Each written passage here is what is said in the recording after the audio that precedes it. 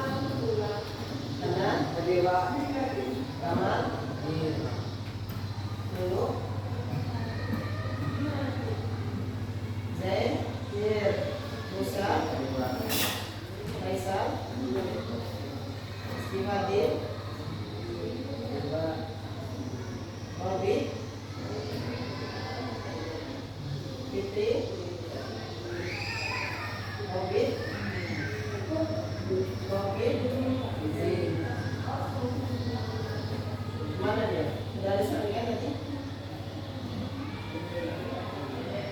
Saling Imam Huda, Paula, Suryani, Dekoriza, Zainal.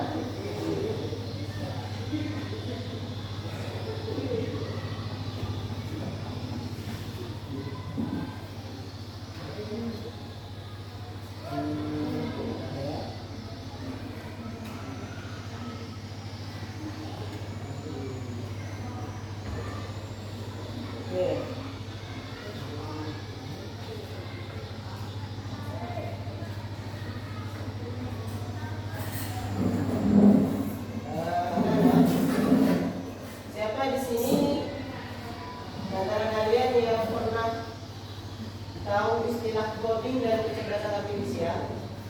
Sudah pernah dengar kan? Tidak. Yang pernah dengar? Ada? Kalau kata-kata AI ada yang pernah dengar? Kira-kira apa aja yang pernah didengar? Meta AI. Apa lagi? Mini terus. Cici. Google. Apa?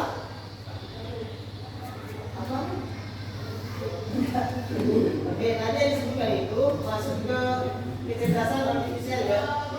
Pertanyaannya di sini, kecerdasan artifisial itu sejak kapan kalian mengetahuinya? Sudah lama kan? Oke. Semua kecerdasan artifisial yang kalian ketahui awalnya itu dibuat dari coding. Artinya semuanya itu dibuat ada dasar perintahnya. Apa itu coding? Coding itu adalah di mana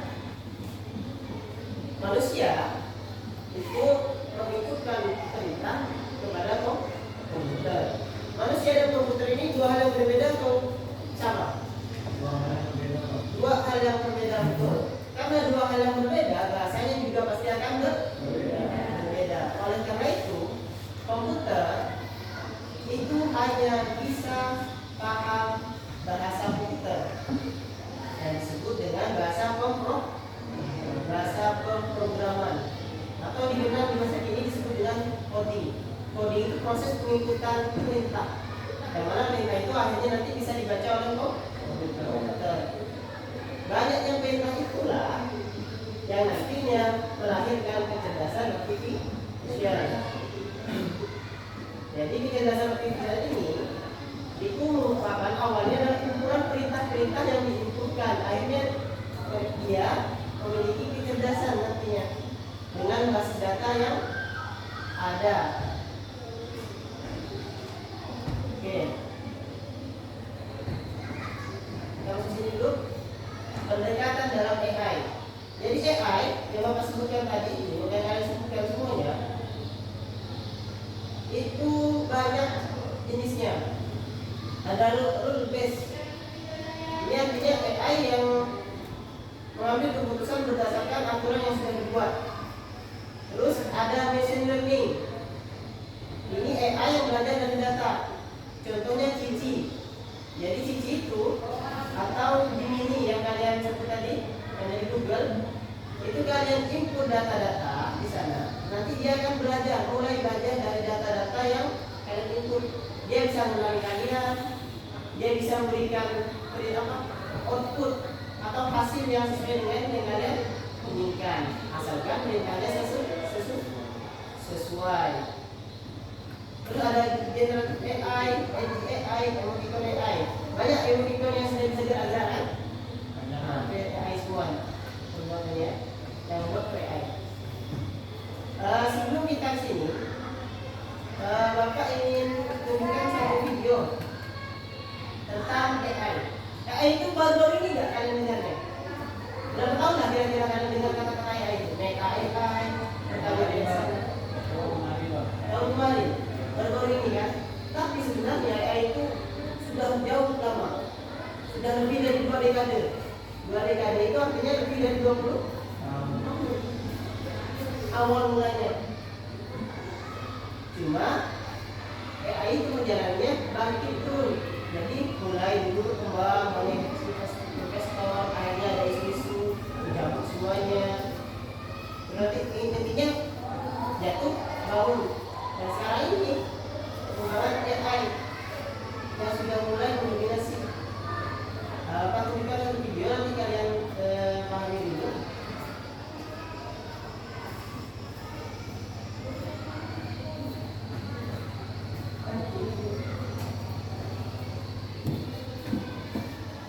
Oh iya.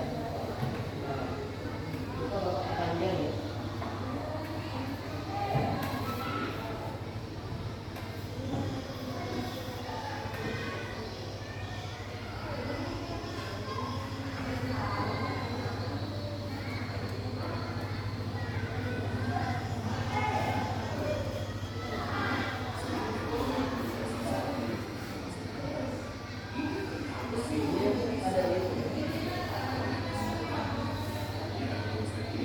Dari pemikiran filsafat dan matematika sejak ratusan tahun lalu. 2 tokoh penting yang menjadi dasar bagi gagasan ini adalah Gottfried Wilhelm Leibniz dan George Boole. Leibniz misalnya pernah membayangkan apakah proses berpikir manusia bisa direpresentasikan dalam bentuk angka dan simbol. Meskipun ini hanya sebatas gagasan, pemikirannya tentang logika simbolik menjadi landasan penting bagi pemrograman komputer di masa depan. Lalu ada Boole yang menciptakan sistem logika yang sangat sederhana tapi revolusioner, aljabar Boolean, dengan 2 nilai dasar 0 dan 1. Nilai-nilai inilah yang tanpa kita sadari menjadi dasar semua pemrograman komputer modern dan memungkinkan adanya sistem komputasi digital. Bisa dibilang tanpa pemikiran awal dari mereka, dunia teknologi kita mungkin akan terlihat sangat berbeda hari ini.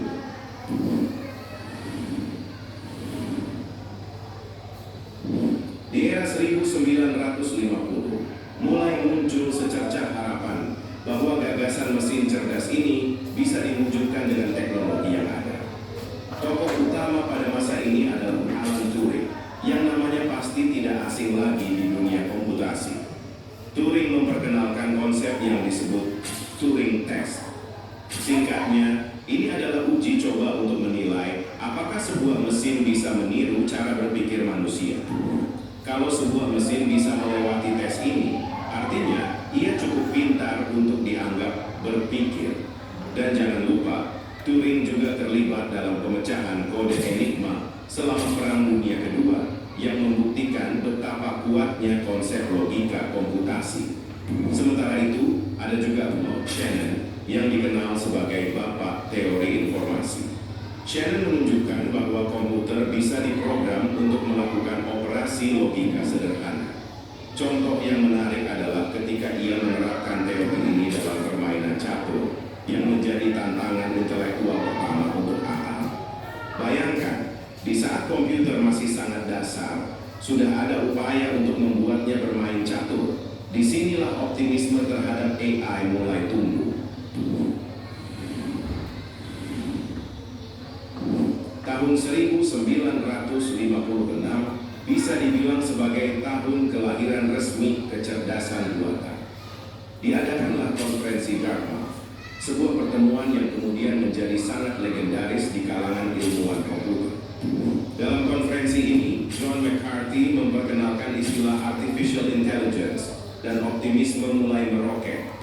Para ilmuwan pada saat itu berpikir, mungkin saja dalam beberapa tahun lagi kita bisa membuat mesin yang secanggih otak manusia. McCarthy bahkan mengembangkan bahasa pemrograman khusus untuk AI bernama LSP, yang akhirnya menjadi standar penelitian AI selama beberapa dekade. Konferensi Dartmouth ini sangat penting, karena dari sinilah dimulai berbagai proyek ambisius untuk membuat sistem yang bisa memahami bahasa manusia, membuktikan teorema matematika, dan banyak lagi.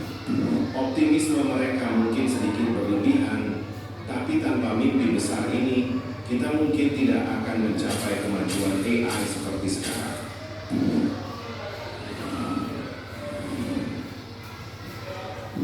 Pada tahun 60-an hingga 70-an, kita mulai melihat perkembangan ke arah yang lebih spesifik.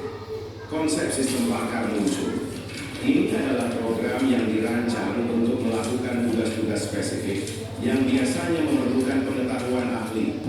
Contohnya ada pada Sheki the Robot, robot pertama yang bisa mengambil keputusan sendiri.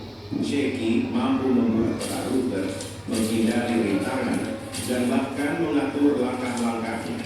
Dan siapa sangka, di tahun 1966, seorang ilmuwan bernama Joseph Weizenbaum menciptakan program bernama ELIZA. ELIZA dirancang untuk berinteraksi layaknya terapis dan meniru percakapan manusia.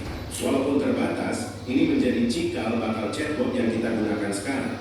Menariknya, ELIZA bahkan bisa berbicara tentang perasaan seseorang, meski sebenarnya ia hanya mengulang atau memodifikasi kalimat yang diberikan.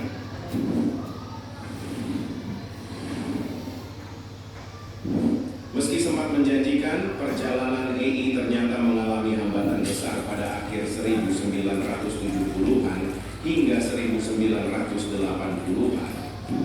Periode ini disebut sebagai AI winter, sebuah masa ketika ekspektasi tinggi terhadap AI tidak terpenuhi dan kekecewaan mulai muncul di kalangan investor, pemerintah, hingga peneliti AI sendiri.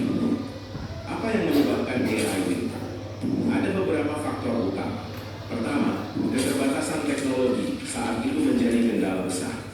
Model dan algoritma AI saat itu membutuhkan daya komputasi dan penyimpanan data yang sangat besar, sesuatu yang belum bisa disediakan oleh perangkat keras pada masa itu. AI juga belum mampu melakukan tugas-tugas kompleks yang diharapkan, seperti memahami bahasa manusia secara mendalam atau melakukan pengenalan gambar dengan akurasi tinggi. Akibatnya, banyak proyek ambisius yang mengalami kegagalan. Kedua, AI winter ini semakin parah dengan keluarnya laporan James Lighthill pada tahun 1973 di Inggris. Lighthill menyampaikan bahwa AI memiliki aplikasi yang sangat terbatas di luar beberapa bidang khusus, dan ia menyatakan bahwa penelitian di bidang AI belum menghasilkan pencapaian yang signifikan. Laporan ini membuat pemerintah Inggris dan banyak investor menarik pendanaan dari proyek AI. Hal yang serupa terjadi di Amerika Serikat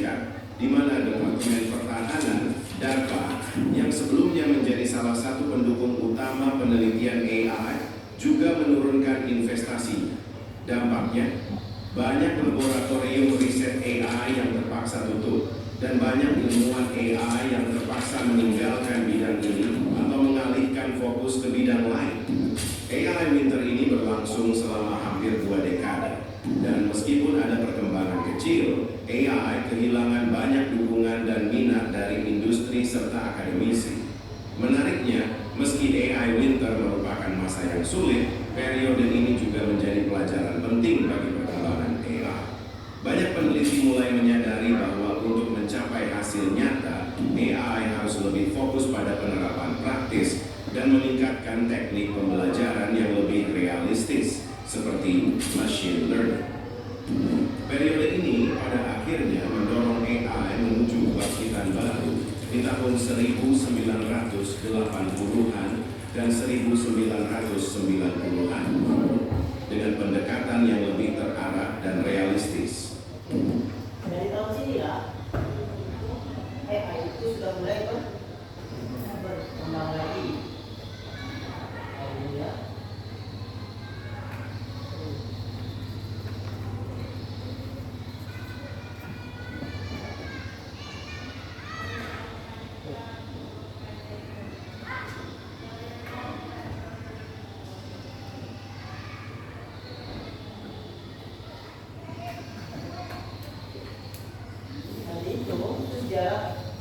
Jatuh bangunnya AI dan mulai tadi tahun 1990-an itu sudah mulai pakai lagi hingga sekarang, gitu ya.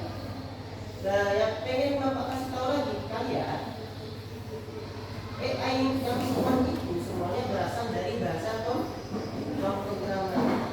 Sampai sini kalian tahu nggak bahasa pemrograman itu kayak apa? Belum tahu? Belum pernah ketemu? Belum pernah ketemu. Buka situs pernah nggak di Google? Buka situs pernah nggak? Pernah. Oke, buka situs pernah ya. Contoh, kita buka situs Facebook. Semua situs di situs ini, nanti dia kan. Ini situs apa? Facebook. Semua tampilan ini HTML ya, basisnya di HTML. Semua tulisan yang ada di sini itu adalah kumpulan dari kode-kode. Kode seperti apa, Pak? Kode yang seperti ini. Ya. Ini di aplikasi absensi yang kita pakai. Jadi kode-kode seperti ini yang dipakai. Tadi ada kan istilah tampilan?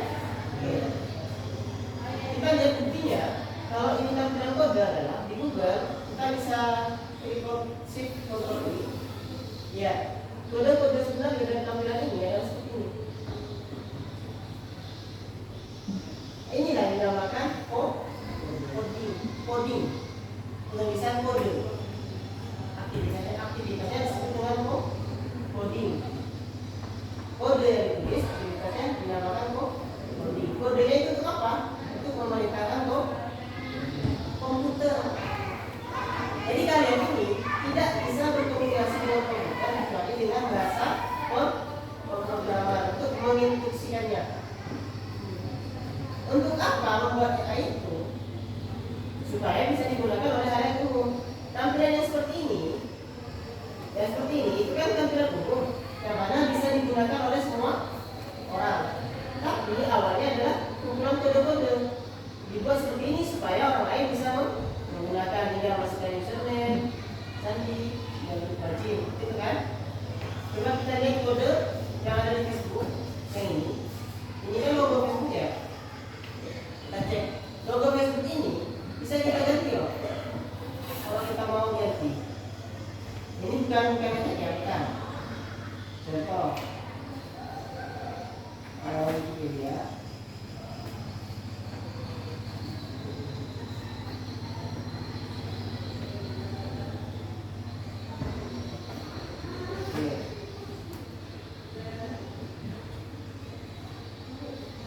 Kalau kurang pas bisa diubah ya. Kalau nggak pas ya kita cari frame lain.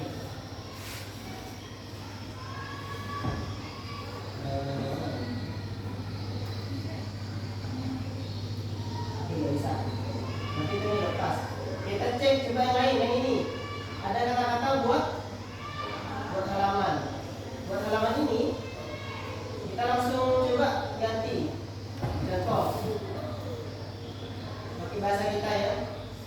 Adobe halaman. Ya, halaman Facebooknya berubah jadi Adobe halaman. Ini bukan kayak ini hanya mengubah tampilan CSS ini saja. Sementara ini nggak tersimpul dengan halaman Facebook ya. Tapi awal mulanya kayak itu dari sini. Jadi bagaimana kode yang kita buat ini bisa masuk ke database yang Facebook itu. Nah kita ubah kodenya. Kalau ubah kode kan mudah. Tinggal gimana cara masuknya ke database dari Facebook sendiri. Nah yang Bapak mau sampaikan di sini adalah semua situs yang kalian gunakan itu, tombol-tombolnya, tombol loginnya, ini sebenarnya kalian. Itu semuanya dibuat dengan kode. Sama juga dengan Gemini. Bapak kasih tahu ini kita tentunya. Gemini seperti ini kan tampilnya. Hai. Oh, berarti nggak di sini. Oke. Ya. Jadi semuanya itu kode yang bekerja. Tapi membuat website, ini kan website ini namanya data nih. Membuat website dengan membuat AI itu beda, kodingnya beda, sangat susah. Karena kita harus membuat machine learning, membuat mesin yang selalu belajar dari data. Jadi data itu diambil lagi, diolah lagi. Susah buatnya. Bapak juga nggak bisa ya. Nah, cuman kalau dasar untuk belajar pasti bisa. Semua itu bisa sekarang belajar. Ada kesimpulannya. Kesimpulannya adalah AI yang kita gunakan seperti ini itu buatnya berawal dari coding semua. Dan ingat, AI yang dibuat itu awalnya dia coba dibangun. Sampai sini paham? Paham.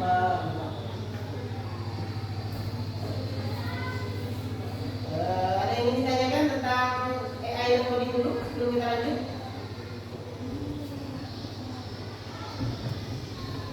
Ada yang ingin ditanyakan? Pak?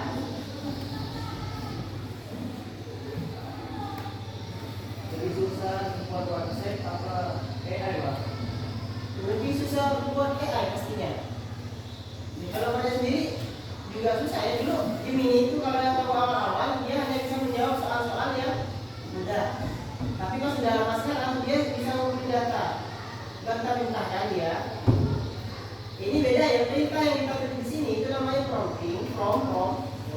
Terus di kode yang kita tulis tadi itu namanya coding, itu beda. Coding untuk membuatnya. Dan di sini yang kita masukkan itu prompt, perintah untuk mengakses dari AI-nya sendiri. Coba kumpulkan data, jumlah data, sekolah ini, seluruh Indonesia.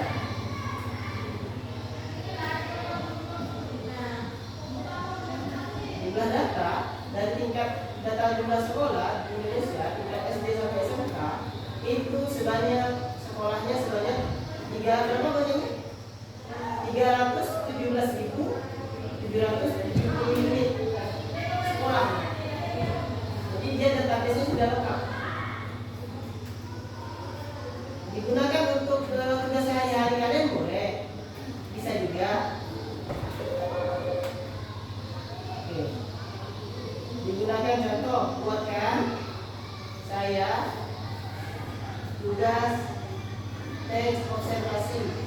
Cuma ini harus digunakan dengan bijak ya. Jadi dia akan memberikan saran saja. Saran di bagian ini seperti ini.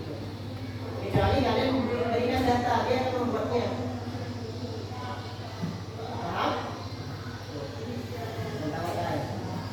Nah terus di bagian bahasa pemrograman ini yang Bapak pakai ini adalah Python, bahasa Python. Coba kalian lihat di LKPD kalian di sini. Nanti ini berkaitan dengan tugas kalian ya. LKPD itu adalah tugas. Tugasnya itu nanti kerjakannya kelompok. Nah nanti di sini kan ada tentang macam-macam bahasa pemrograman. Ada Python, ada C++, ada Java, JavaScript.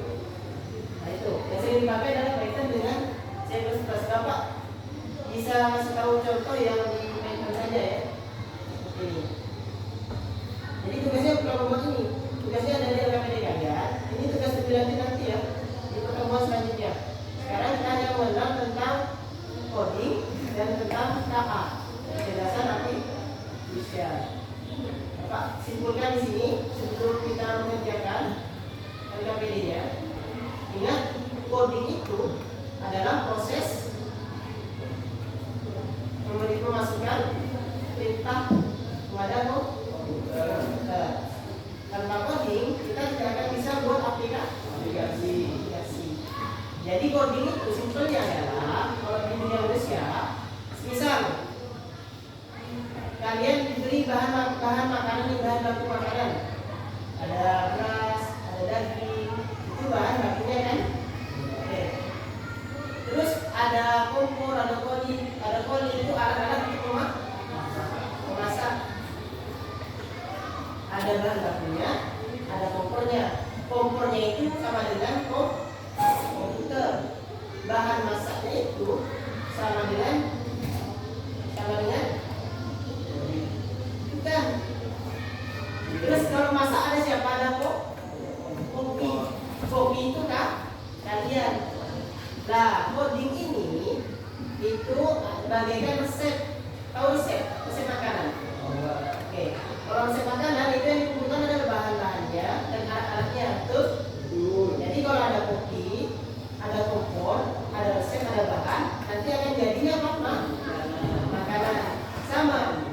Ada komputer, ada programmer, orang yang bisa program, ada data-data yang dimau dan apa yang mau dibuat, nanti akan jadi aplikasi. Seperti itu. Bisa dipahami? Bisa. Oke. Coba dibuka dulu LKPD kalian yang mau bagikan itu. Nah, sini. LKPD ini wajib dikerjakan dulu dan sekarang. Bapak jelaskan sebelum dikerjakan, kemudian ke depan dulu ya. Di sini sebutkan bahasa pemrograman yang pernah kamu dengar dan gunakan. Ini yang kamu dengar saja ya. Nah, kalian boleh manfaatkan terhubung yang ada itu untuk implementasi bagi yang dari pondok yang tidak boleh dengan HP ya. Nah, bagi yang dari luar boleh pakai HP-nya. Nah, terus nanti di sini kan ada materi juga tuh. Nah, silakan dibaca, boleh digunakan kembali. Tapi lebih baiknya digunakan referensi tambahan dari HP kalian, terus internet. Tugas di sini ada tulis juga. Sebutkan 3 bahasa pemrograman, di atas ada juga. Cuman silakan lanjut. Diselesaikan tugas yang ada di sini.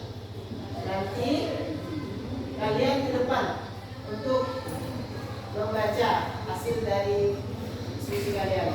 Sampai sini paham? Ada yang ingin ditanyakan dulu?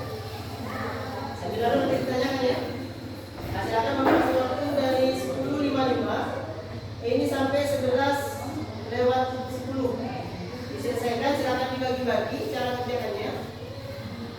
Lihat di Chromebooknya, diketik, ditulis saja di tangan. Jatuh di buku hasilnya.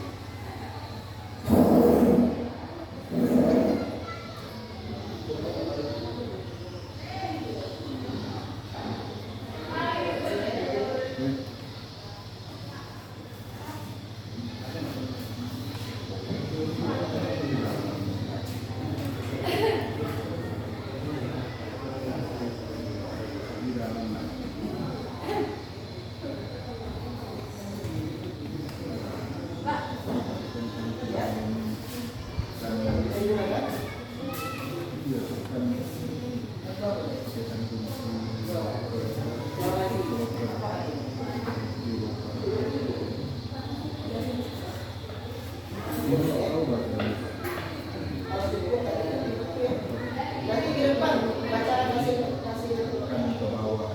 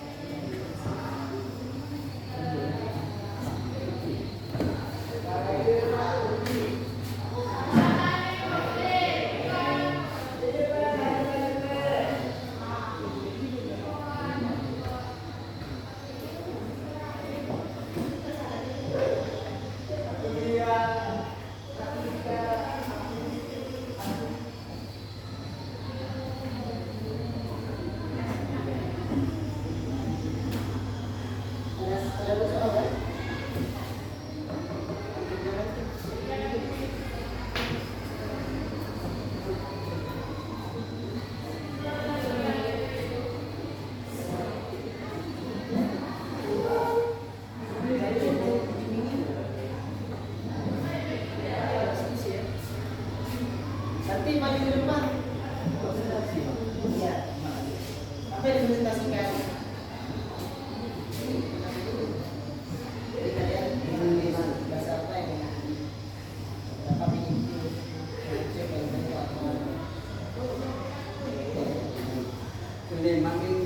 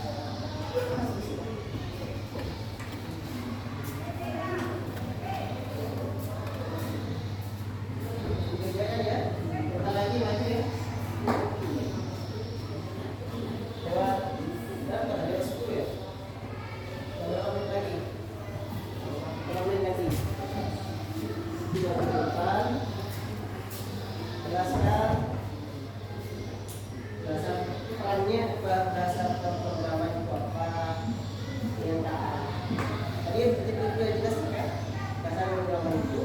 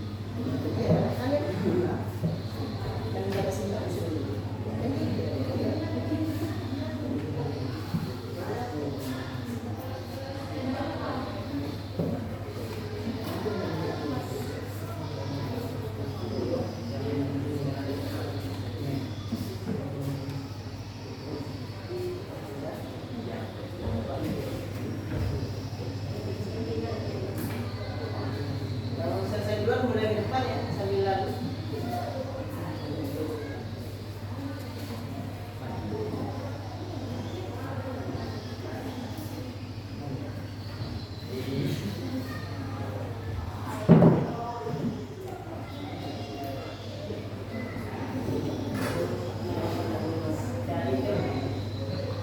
Bahasa pemrograman sudah tahu kan?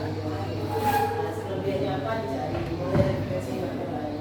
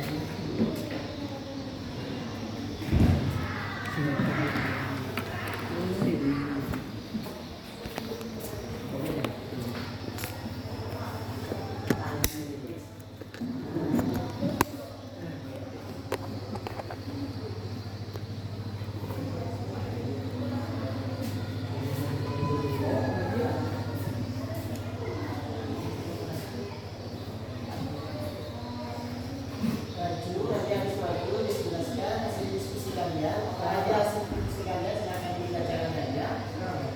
Habis itu setelah dibacakan, ibu suruh bapak. Ya, boleh.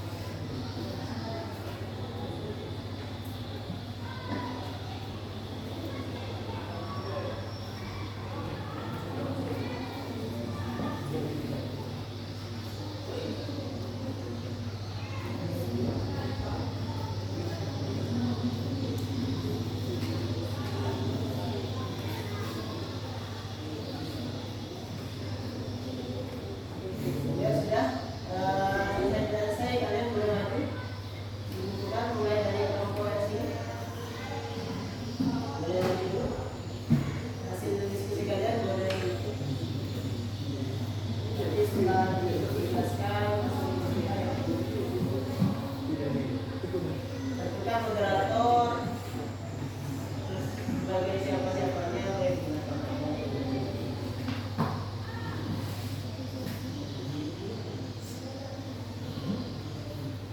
ya.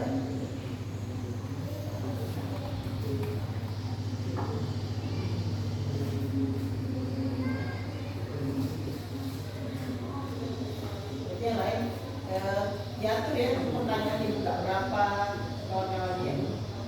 Kamu diatur ya. Jangan dirubah Pak. Diatur sendiri yang menjalankan atur. Oke, kami buka 2 pertanyaan. Jadi biasanya jangan takut sama kawan-kawan. Belajar dulu belajar.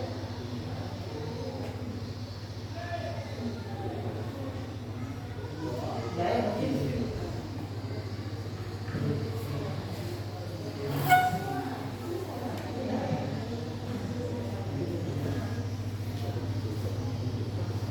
Di bagian ya.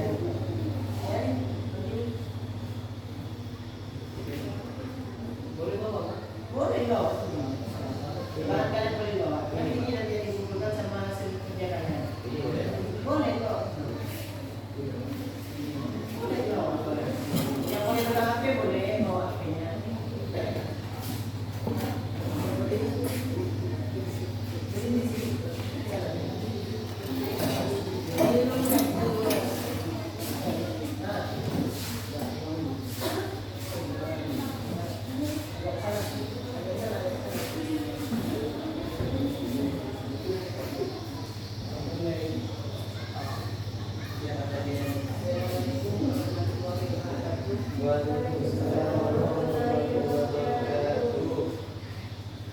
Dengan datangnya saya di sini,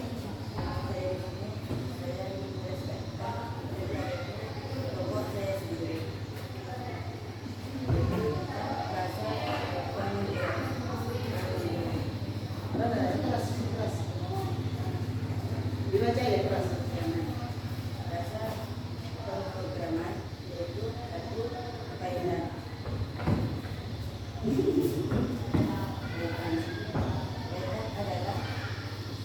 Kaitan adalah rasa pemrograman tinggi, tingkat tinggi yang terkenal dengan sintak yang mudah dibaca dan fleksibilitasnya sering digunakan.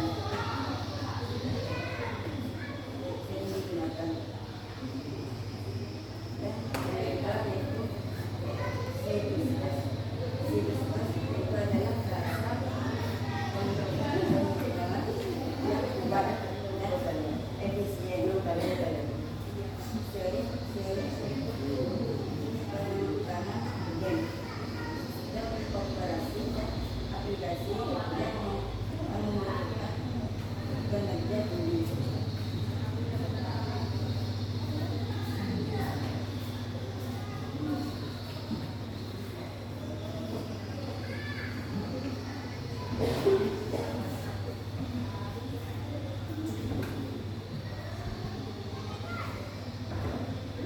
Rasa pemrograman mana yang menurutmu paling berguna untuk KA, yaitu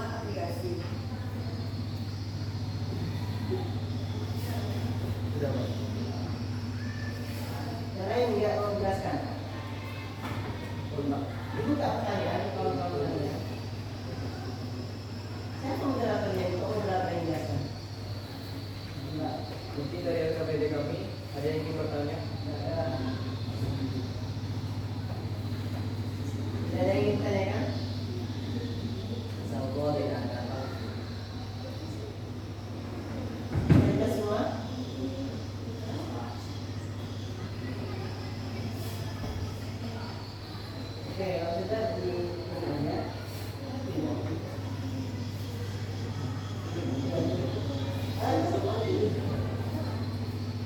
Sekian dari kelompok saya sendiri. Assalamualaikum warahmatullahi wabarakatuh. Waalaikumsalam warahmatullahi wabarakatuh.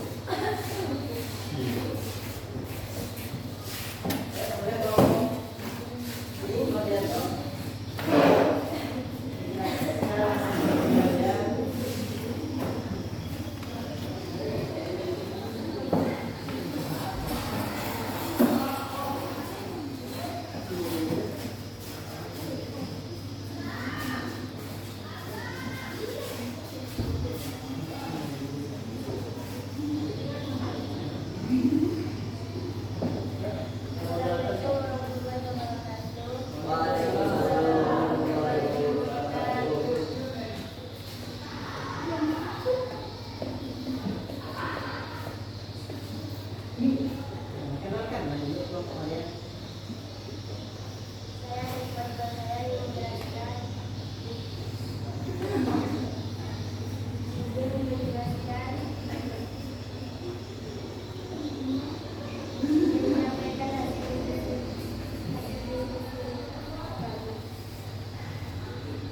Apa mau nyampaikan?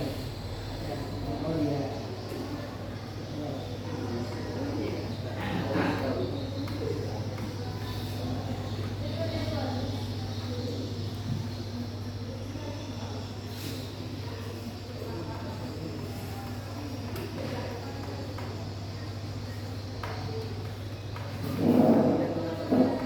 Kami dan teman-teman saya akan menjelaskan tentang pengambilan bahasa program untuk kecerdasan artifisial. Yang pertama, kami memiliki 3 bahasa. Yang pertama, Python. Dengan alasan Python tersebut mudah dipanggil dan bersumber dan serbaguna untuk segala aktivitas. Yang kedua, kita memiliki nama program yang bernama Java. Karena Java tersebut stabil, skalable, lintas dan lintas platform. Yang ketiga, kami memiliki India. Karena India tersebut memiliki komputasi numerik dan kimia.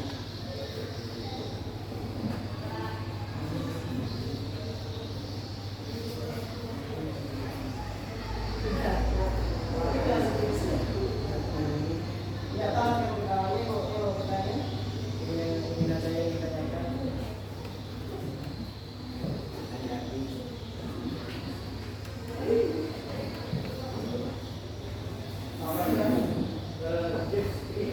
Ini paling pembuatan SKA. Jelas. Apakah ini kalian itu untuk pembuatan dia terbiasa sakit tuh, nggak artifisial. Menurut yang kami diskusi tadi, yang paling penting untuk membuat sebuah program itu hanya yang melibatkan Python, C++, dan Java. Selain dari itu bisa digunakan, bisa tidak, karena dari itu hanya sebagai pendamping untuk penambah.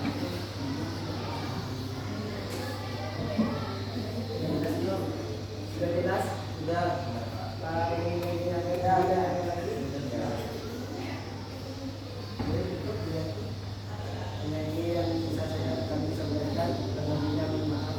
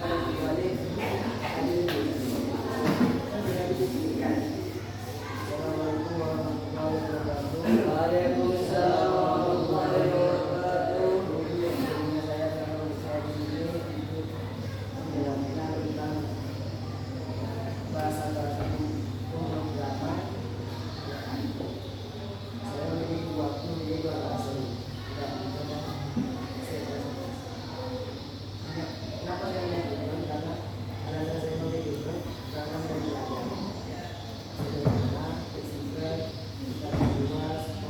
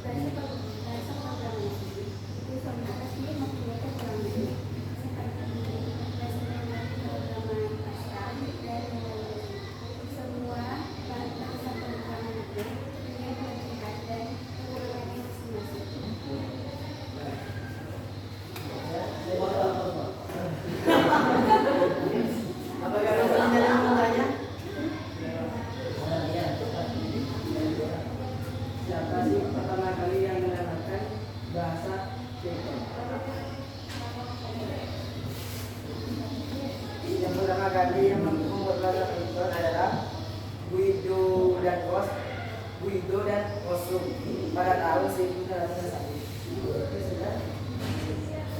Kurang jelas? Was.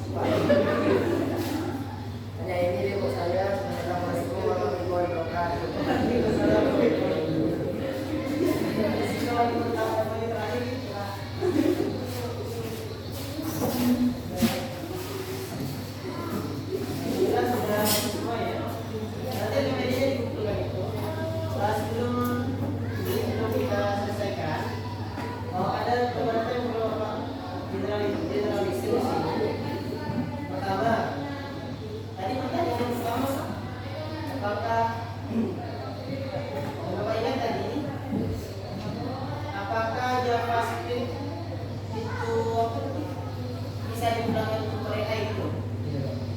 JavaScript itu khusus banyak digunakan di website.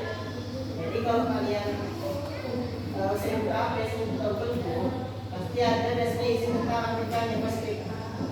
Contoh, nggak kelihatan depannya.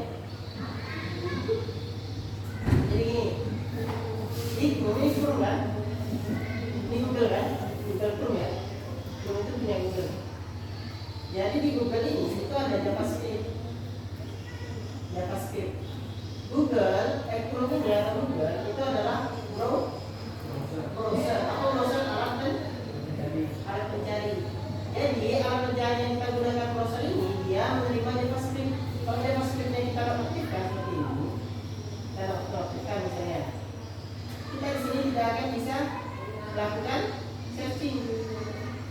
Akan ada perintah to on, hidupkan JavaScript untuk keep searching, untuk tetap mencari.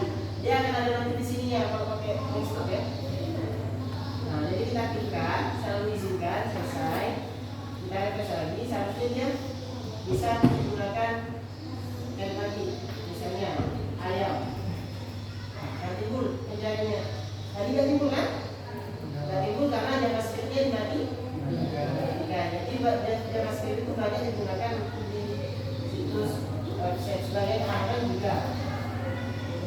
Terus selanjutnya apakah semua lupa apa? Pertama tanya sebelum itu.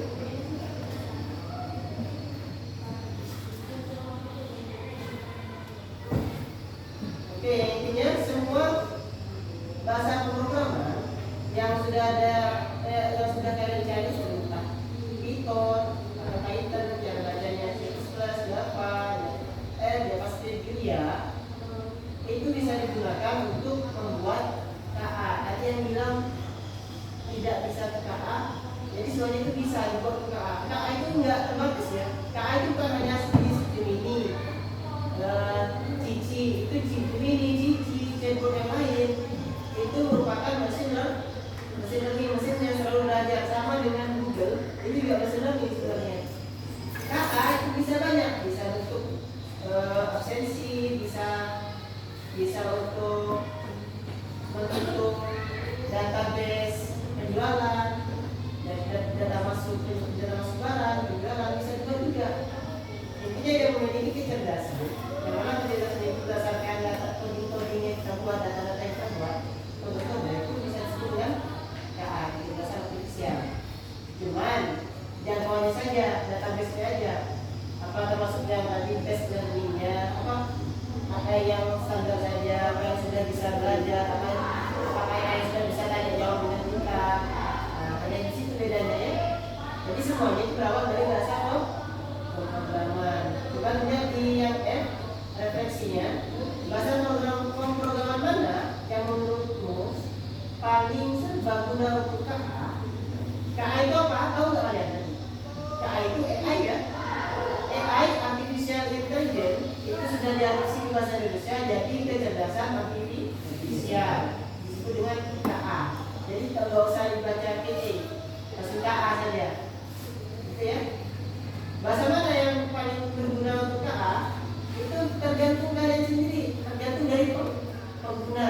Kalau kita membuat makanan, resepnya tergantung si kopi, tergantung kalian. Kalau bahasa Python ini mudah untuk digunakan.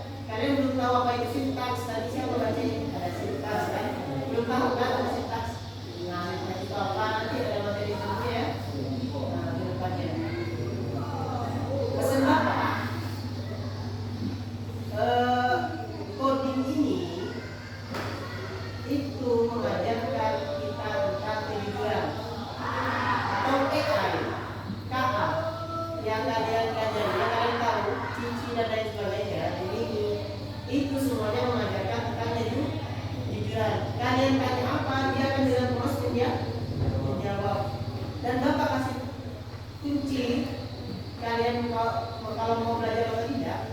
Dan AI yang kalian tahu itu kalian bisa belajar apapun sebenarnya, asalkan kalian sabar. Karena menurut Bapak lebih baik belajar dengan AI daripada kita belajar dengan orang lain. Karena orang lain punya emosional, kita udah tahu pasti akan mudah kenapa. Tapi AI mau berapa ribu kali pun kalian bertanya, dia akan menjawab dengan polos, dengan kemudahan kalian. Jadi gunakan kemudahan itu untuk belajar. Ingat, dan dia itu mengajarkan lebih berat. Jika AI mengajarkan lebih berat, jadi itu harus kalian tahukan. Kalau kalian ingin belajar dari programming, adalah programming yang jujur.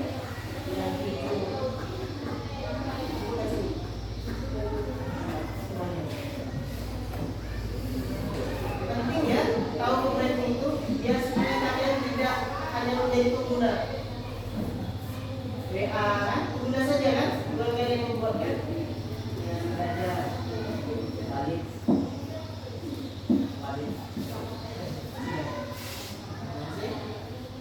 Sudah dalam kelompok ya. Sudah kita aja, kita ketemu untuk pertemuan selanjutnya.